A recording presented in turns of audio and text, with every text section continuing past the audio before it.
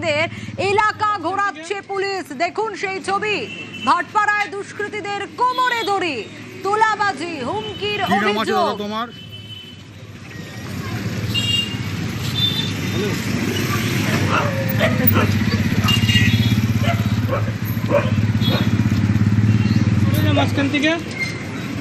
এই দুই দুষ্কৃতীকে গ্রেফতার করা হয়েছে। কারা এরা? সন্টু সিং আর মন্টু রায়। এরা হচ্ছে তৃণমূল নেতার ঘনিষ্ঠ, এলাকাবাসী অন্তত এরকম দাবি করছে। অরুণ রয়েছে আমার সঙ্গে, অরুণের কাছ থেকে জানবো। অরুণ, এরা ঠিক কতটা তৃণমূল নেতা ঘনিষ্ঠ ছিল, এদের কতটা প্রভাব প্রতিপত্তি ছিল?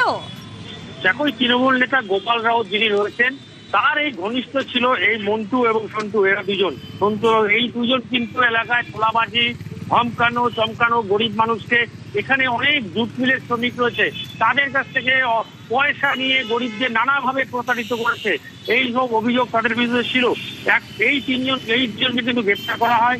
এই দুজনকে গ্রেপ্তার করার পর আজ কিন্তু তাদের কোমরে দড়ি পরিয়ে এলাকায় ঘোরানো হয়। এই একই সিস্টেমে কোমরে হাফ প্যান্ট পরা, গায়ে স্যান্ডো গেঞ্জি, কোমরে দড়ি পরিয়ে পুরো এলাকা, যে এলাকায় এরা থাকে সমস্ত এলাকাগুলোকে কিন্তু ঘোরানো হয়। এর ফলে মানুষ, পুলিশের যে কোমরে দড়ি বেঁধে ঘোরানো, এতে কিন্তু মানুষ ঘর থেকে বেরিয়ে আসে। সবাই এই চোর চোর স্লোগান দিয়ে থাকে, পিছনে মানুষ ছুটতে থাকে।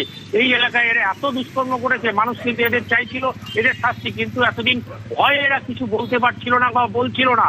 এই সাহস আসার পর কিন্তু মানুষ বেরিয়ে এসছে এবং এই দুর্নীতিগুলো কিন্তু বাইরে আসছে এবং তারপরে কিন্তু গ্রেপ্তার হচ্ছে। গ্রেপ্তারের পরে তাদের নিয়ে ঘোরানো হচ্ছে। বেশ।